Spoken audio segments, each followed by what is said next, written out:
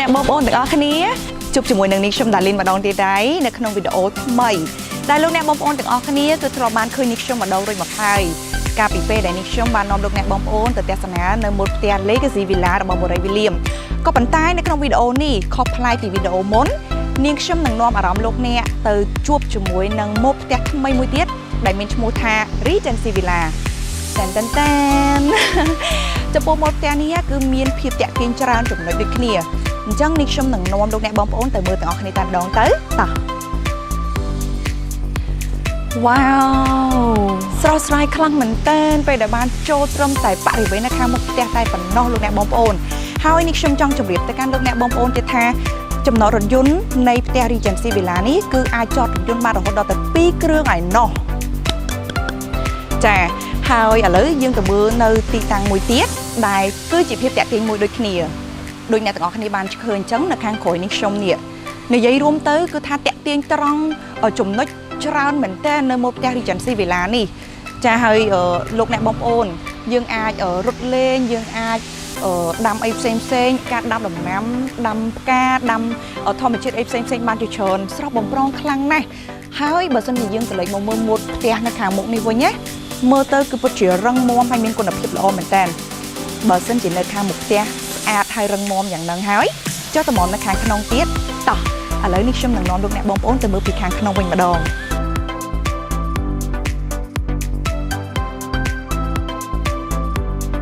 វ៉ាវអ្នកទាំងអស់គ្នាឥឡូវខ្ញុំបានចូលមកខាងក្នុងផ្ទះ Regency Villa ក៏ប៉ុន្តែសូមបិទទ្វារមុនសិនណាអូខេ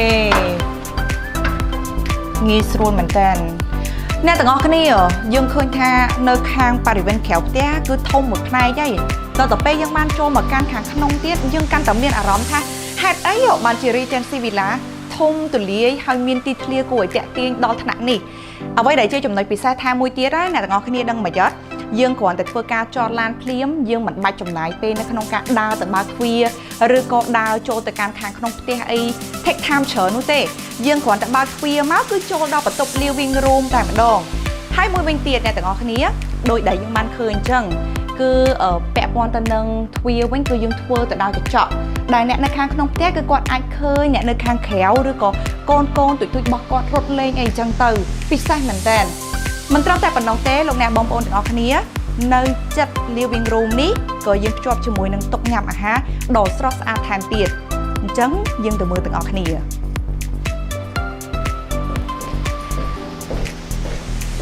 ចាលោកអ្នកបងប្អូនទាំងអស់គ្នាចំពោះកន្លែងនេះវិញគឺជាកន្លែងទទួលទានអាហារដែលនៅភ្ជាប់ជាមួយនឹង living room យើងដើរតាមមួយផ្លែតទេគឺដល់កន្លែងទទួលទានអាហារតែម្ដងហើយដូចជាលោកអ្នកបងប្អូនឃើញអញ្ចឹងចំពោះកន្លែងទទួលទានអាហារនេះគឺយើងអាចទទួលទានអាហារបានដែលមានសមាជិក4 5 6នាក់អីចឹងទៅហើយភ្ជាប់ពីលើនេះទៅទៀតលោកអ្នកបងប្អូននៅចិត្តនេះគឺជាចង្ក្រានបាយដែលយើងហៅថាបន្ទប់ចង្ក្រានបាយតែម្ដងឥឡូវយើងទៅមើលថាតើវាធំហើយស្រស់ស្អាតយ៉ាងដូចម្ដេចខ្លះតោះចាលោកអ្នកបងប្អូនទាំងអស់គ្នាចំណែកនេះវិញគឺជាចង្ក្រានបាយនៃ Regency Villa ហាក់បីដូចជាពួនសម្ងំអ្នកខ្លួនខ្លាំងមែនតើត្រូវទេលោកអ្នកបងប្អូនពីព្រោះថាការរចនានៅក្នុង Regency Villa គឺគេធ្វើជាលក្ខណៈរាងអក្សរ L អញ្ចឹងចង្ក្រានបាយគឺនៅខាងចុងគេហើយយើងដើរមកដល់ក្រោយផ្ទះបានយើងអាចឃើញចង្ក្រានបាយបានចាហើយមិនត្រឹមតែប៉ុណ្្នឹងទេយើងឃើញថាមានទូចានលើក្រោមមាននឹងចង្ក្រានអគ្គិសនីដែលទូចានលើក្រោមមាននឹងចង្ក្រានអគ្គិសនីនេះគឺយើងធ្វើការថែមជូនទៅដល់អតិថិជនដោយមិនគិតលុយនោះទេចាហើយភ្ជាប់ពីនឹងទៅទៀតនៅខាងស្ដាំដៃនេះខ្ញុំចាកាមេរ៉ាជួយចាប់តិច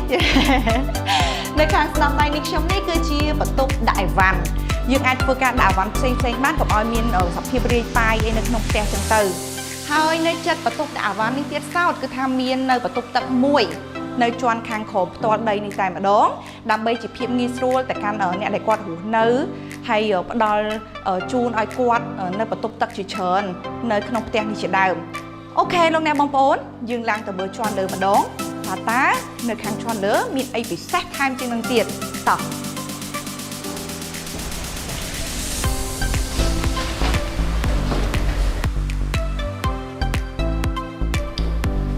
វ៉ាវលោកអ្នកបងប្អូនទាំងអស់គ្នាឥឡូវយើងបានឡើងមកដល់ជាន់លើនៃ Regency Villa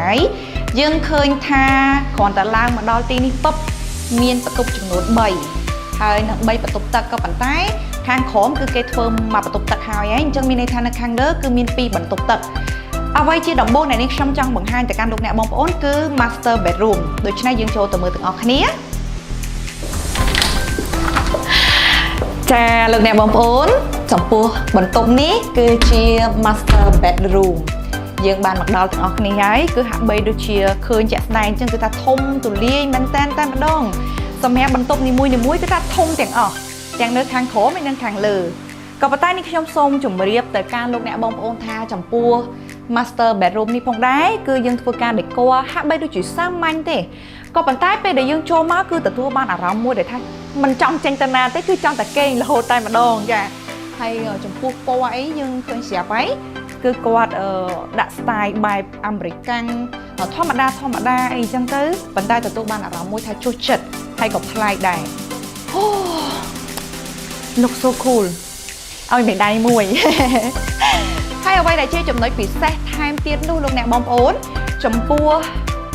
Master Bedroom នេះគឺយើងភ្ជាប់ជាមួយនឹង veranda នៅជិតគ្នាតែម្ដងគឺថាអត់ឆ្ងាយទេគ្រាន់តែយើងបើកទ្វារបន្តិចគឺថាដល់ veranda តែម្ដងឥឡូវសូមបើកមើលទេសភាពនៅខាងក្រៅបន្តិចសិនអូយទទួលបានអារម្មណ៍មួយដែលថាស្រស់ស្អាតខ្លាំងណាស់ចាតោះឥឡូវយើងទៅមើល veranda ថាតើវាស្អាតដល់កម្រិតណាហើយវាទាក់ទាញដល់កម្រិតណាថែមទៀតតោះ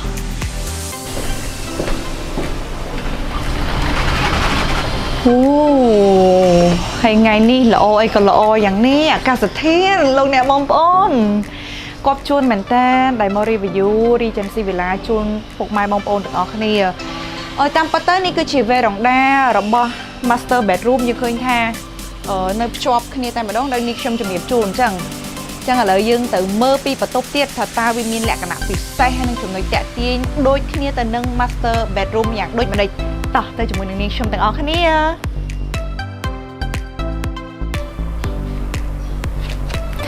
លោកអ្នកបងប្អូនទាំងអស់គ្នាហើយទាញមើលតើឥឡូវនាងខ្ញុំគឺកំពុងតែនៅក្នុងបន្ទប់អីគេវិញឥ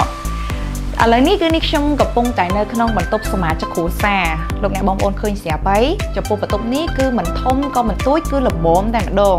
ហើយមួយវិញទៀតការ design គឺគេធ្វើឡើងតាមបែបបរទេសអញ្ចឹងទៅគឺគេផាត់ពណ៌គេលេង color គេធ្វើការដាក់សម្ភារៈអីផ្សេងគឺសាមញ្ញខ្លាំងមែនទែនហើយចំណុចពិសេសនៅក្នុងបន្ទប់សមាជិកគ្រួសារនេះផងដែរគឺយើងអាចមើលឃើញបរិវេណនៅខាងក្រោយផ្ទះ380ដឺក្រេតែម្ដងលោកអ្នកបងប្អូនគឺថាវាធំណាស់ហើយយើងអាចទទួលបានអារម្មណ៍ស្ងប់ស្ងាត់នៅក្នុងការមើលសភៅអីផ្សេងអញ្ចឹងទៅចាហើយឥឡូវនេះលោកអ្នកបងប្អូននាងខ្ញុំនឹងនាំលោកអ្នកបងប្អូនទៅមើលបន្ទប់មួយទៀតចង់ដឹងថាតើចំពោះបន្ទប់មួយទៀតគឺជាបន្ទប់អ្វីទៅមើលទាំងអស់គ្នាតែម្ដង